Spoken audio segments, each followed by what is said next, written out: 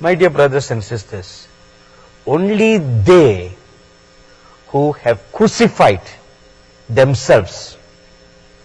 Galatians 2:20 tells us, where Paul declares, it's no longer I that liveth, but Christ Jesus lives me. I don't live anymore. I'm dead.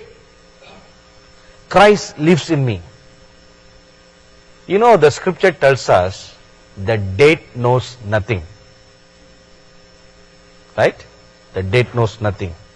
So if you are dead, then you are dead. You know nothing. If you know something, it means you have not died. You are just in a coma.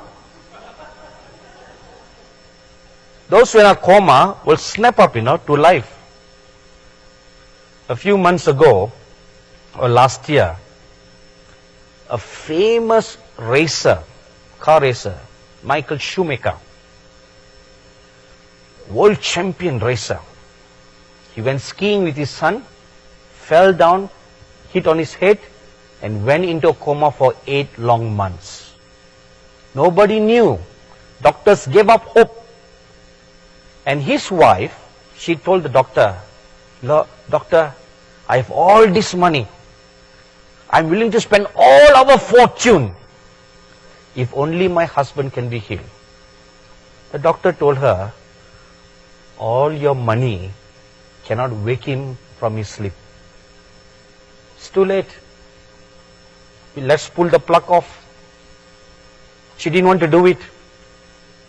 Then they said, okay, you just have a vegetable. So they spent tons of money and they converted their mansion into a state-of-the-art hospital with all facility. So Schumacher was transferred to the mansion, not knowing how long he will last, whether he will wake up or not.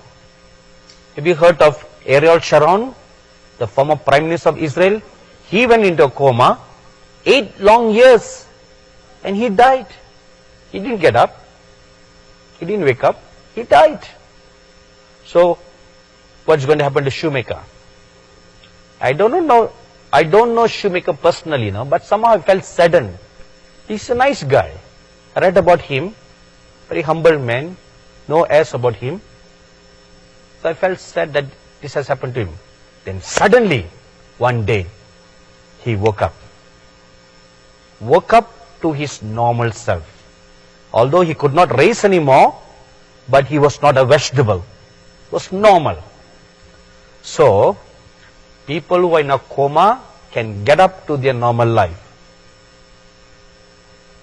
So, a Christian who is in a coma will rise up to their old sinful nature, life. But if you truly die, then you are dead. If you are dead, then Christ Jesus lives in you. It's no longer I that liveth, but Christ Jesus lives in you.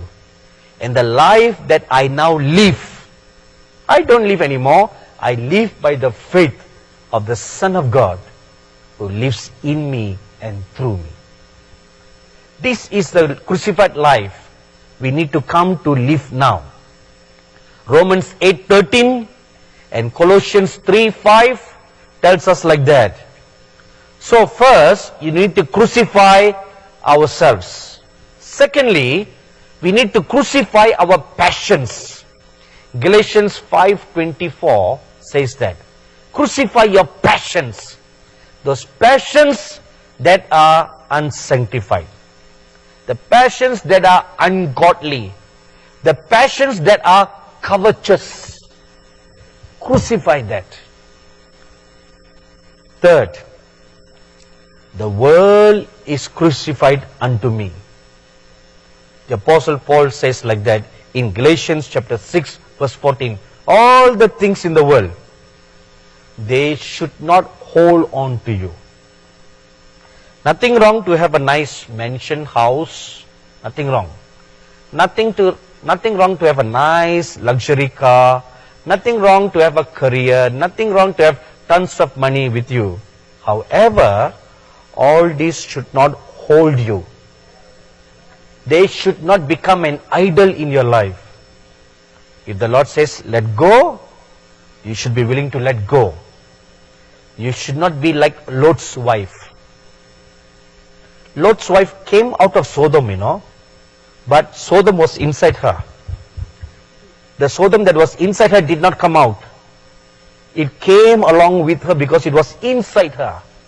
And that was what made her turn back and look at Sodom and Gomorrah. Because it was inside her. She was not crucified to Sodom. She carried Sodom with her. So when the judgment fell on Sodom, it also fell upon her. I'm crucified. The world is crucified to me. All the luxuries that we have, the possessions that we have, they should never ever become idols in your life. The ministry must not become an idol. The church must not become an idol, your church. Your children should not become an idol. Your spouses must not become an idol. You yourself must not become an idol to yourself.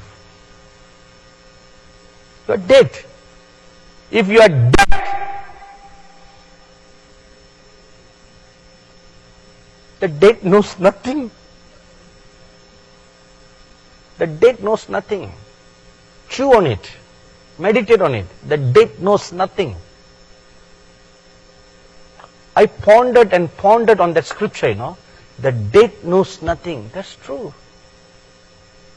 I've been to many funerals. I stood at the coffin and I looked at the body.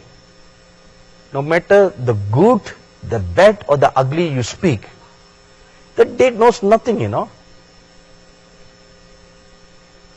In funerals, everybody who comes and goes, they'll speak glowing tribute of eulogy, right? The poor dead man doesn't hear all that. Why can't we say nice things when people are alive? Right? Speak nice things when they are alive. Why speak nice things when they are gone? It doesn't matter to them anymore. When people are alive, we speak bad about them. We criticize them. We speak all evil. We gossip about them. But when they're dead and gone, we say, oh, such a wonderful saint. We are great hypocrites, And we say, oh, the church has lost a fine saint. Say that when they are alive. Say that when they are alive. Then they can hear. The dead knows nothing. Which means you crucify yourselves to all pride. All manner of pride. You are dead. When we are willing to die to self. Galatians 2:20 should be the foundation. It is the basic foundation of the Christian life. Unfortunately, it is not taught in the churches. You don't go around naming it